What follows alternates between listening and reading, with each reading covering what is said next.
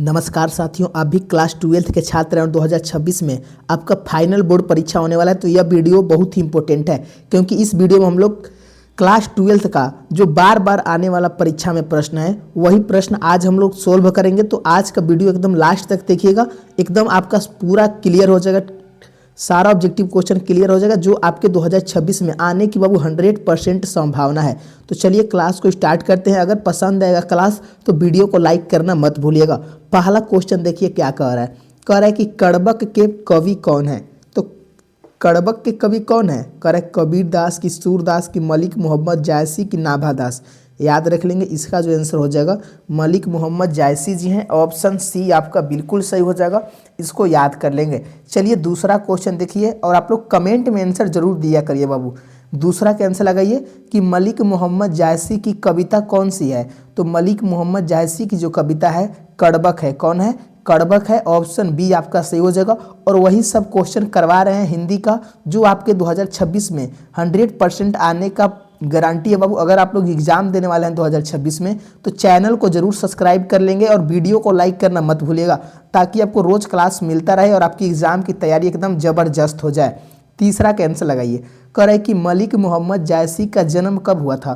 तो जो मलिक मोहम्मद जायसी जी थे ना, इनका जो जन्म हुआ था 1492 में हुआ था। कब हुआ था? 1492 ईस्वी में। ऑप्शन सी आपको याद कर लेना है। यह चैप्टर बहुत ही इंपॉर्टेंट है और बाबू बहुत सारे चैप्टर लिए हैं जो आपके डायरेक्ट बोर्ड एग्जाम में आता है। कह रहा है कि जायसी का जन्म किस प्रदेश में हुआ था। तो जायसी का जो जन्म हुआ था ना उत्तर प्रदेश में हुआ था। किस प्रदेश में? उत्तर प्रदेश में हुआ था। ऑप्शन ए आपका बिल्कुल सही हो जाएगा, इसको याद रट जाएंगे। अगला क्वेश्चन देखते हैं। पांचवा क्वेश्चन कह रहा है कि जायसी किस तरह के कवि हैं।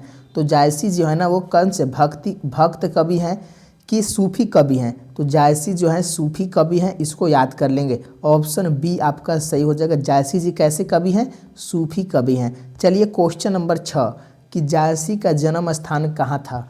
तो जायसी जी का जो जन्म स्थान था कहाँ था? कानपुर था। ऑप्शन सी आपका सही हो जाएगा, कानपुर, जो कि उत्तर प्रदेश में पड़ता है। ध्यान रख लेंगे। सातवां क्वेश्चन लगाइए कि जायसी के पिता का नाम क्या था। तो जायसी जी के जो पिताजी थे ना उनका क्या नाम था? याद रखेंगे, शेख यमरेख नाम था। क्या नाम था? शेख यमरेख नाम था। ऑप्शन बी आपको याद कर लेना है। अगला क्वेश्चन देखिए। आठवां क्वेश्चन कह रहा है कि जायसी थे, तो जायसी जी क्या थे? धनवान थे कि पहलवान थे कि फकीर थे? क्या थे? जायसी जी जो थे फकीर थे, यानी ऑप्शन सी आपका बिल्कुल सही हो जाएगा। नेक्स्ट क्वेश्चन 9 क्वेश्चन कह रहा है कि जायसी हिंदी साहित्य की किस काव्य धारा से जुड़े थे। तो जो जायसी जी थे ना हिंदी साहित्य के किस काव्य धारा से जुड़े थे? तो प्रेम मार्गी शाखा से जुड़े थे। ऑप्शन बी आपका सही हो जाएगा। सब बाबू इंपोर्टेंट क्वेश्चन है जो कि आपके 100% 2026 में आने वाला क्वेश्चन है। 10वां प्रश्न कह रहा है कि जायसी की काव्य की भाषा कौन सी थी। याद रखेंगे, अवधी भाषा थी। कौन सी भाषा थी? अवधी भाषा थी। ऑप्शन सी आपका बिल्कुल सही हो जाएगा। चलिए अगले क्वेश्चन की ओर चलते हैं। 11 क्वेश्चन कह रहा है कि गुलेरी जी किस गांव के मूल निवासी थे। तो जो गुलेरी जी थे ना किस गांव के मूल निवासी थे? 11 के आंसर याद रखेंगे गुलेर। गुलेरी जी जो थे गुलेर गांव के मूल निवासी हैं। ऑप्शन बी आपका बिल्कुल सही हो जाएगा। अगला क्वेश्चन देखिए। क्वेश्चन नंबर 12 कह रहा है कि उसने कहा था कहानी के कहानीकार कौन है। याद रख लेंगे, उसने कहा था जो कहानी के कहानीकार हैं चंद्रधर शर्मा गुलेरी जी हैं, इसलिए ऑप्शन सी आपका बिल्कुल सही हो जाएगा। और देखिए बाबू, अभी तक आप लोग वीडियो को लाइक नहीं किए हैं, एक बार बाबू आप लोग लाइक करिए और चैनल को जरूर सब्सक्राइब कर लेंगे ताकि बाबू आपको रोज क्लास मिलता रहे। आपका हिंदी का 100% आपकी तैयारी पूरी हो जाएगी।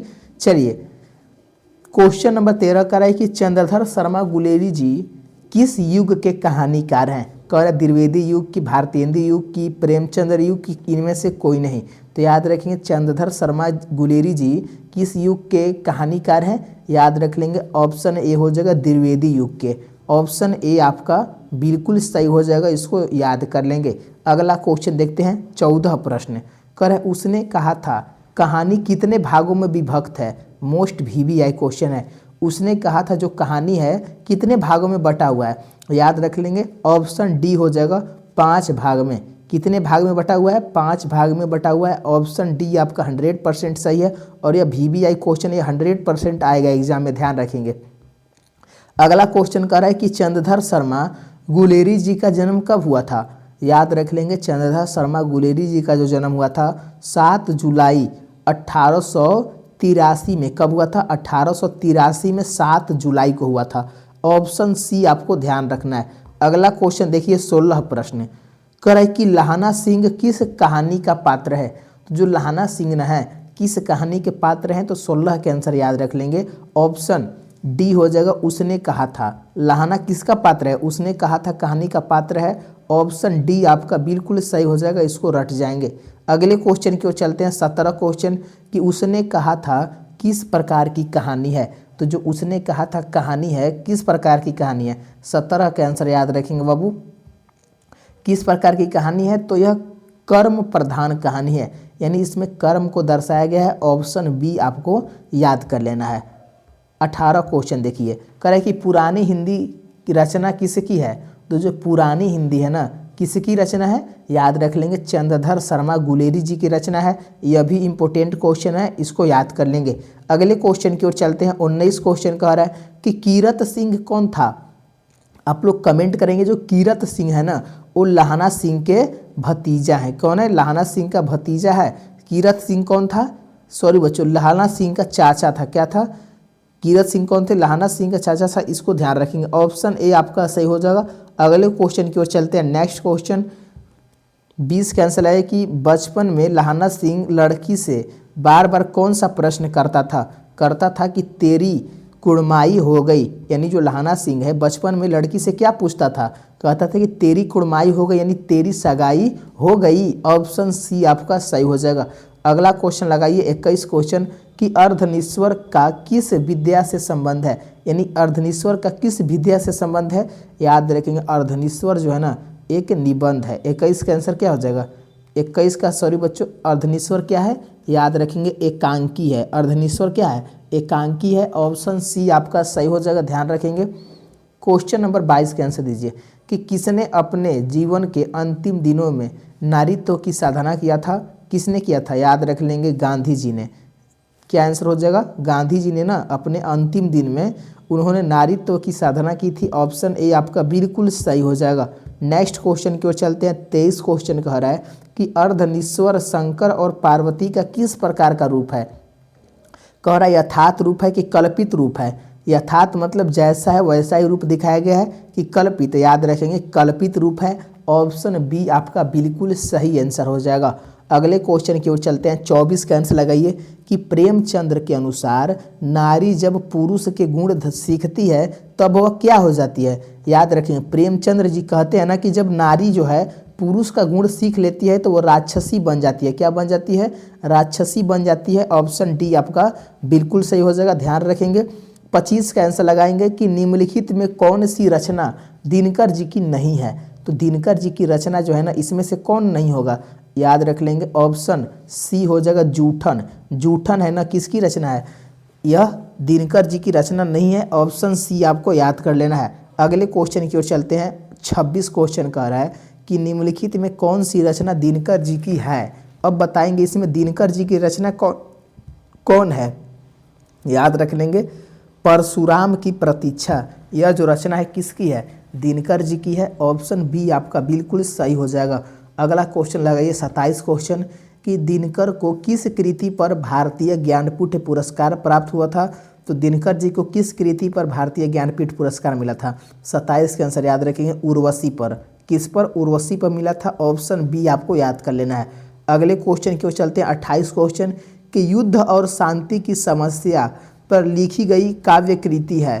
तो युद्ध और शांति की समस्या पर जो लिखी गई काव्य कृति है कौन हो जाएगा? 28 का आंसर हो जाएगा ऑप्शन बी कुरुक्षेत्र। क्या हो जाएगा? ऑप्शन बी याद रख लेंगे, कुरुक्षेत्र हो जाएगा, ध्यान रखेंगे। 29 क्वेश्चन कह रहा है कि अर्धनीश्वर कल्पित रूप है। तो अर्धनीश्वर जो है किसका कल्पित रूप है? शिव और पार्वती जी का, यानी शंकर और पार्वती जी का कल्पित रूप है। ऑप्शन ए आपका बिल्कुल सही आंसर हो जाएगा। क्वेश्चन नंबर 30 का आंसर दीजिए कि गांधारी थी, जो गांधारी थी क्या थी? दुर्योधन की माँ थी गांधारी। क्या थी? जो दुर्योधन की माँ थी कौन थी? गांधारी थी। 30 का आंसर क्या हो जाएगा? आप लोग कमेंट में इसका जरूर आंसर देंगे, ऑप्शन ए आपका सही हो जाएगा। और अगर बाबू वीडियो आपको अच्छा लग रहा है तो एक बार सारे बच्चे वीडियो को लाइक और चैनल को जरूर सब्सक्राइब कर लेंगे। 1 सेकंड का टाइम है, आप लोग सारे बच्चे चैनल को सब्सक्राइब कर लीजिए। और जो बच्चे अभी तक लाइक नहीं किए हैं तो कर लेंगे, क्योंकि क्लास यहीं तक रहने देते हैं। और आज का क्लास कैसा लगा आप लोग कमेंट में जरूर बताएंगे। मिलते हैं नेक्स्ट क्लास में। धन्यवाद दोस्तों।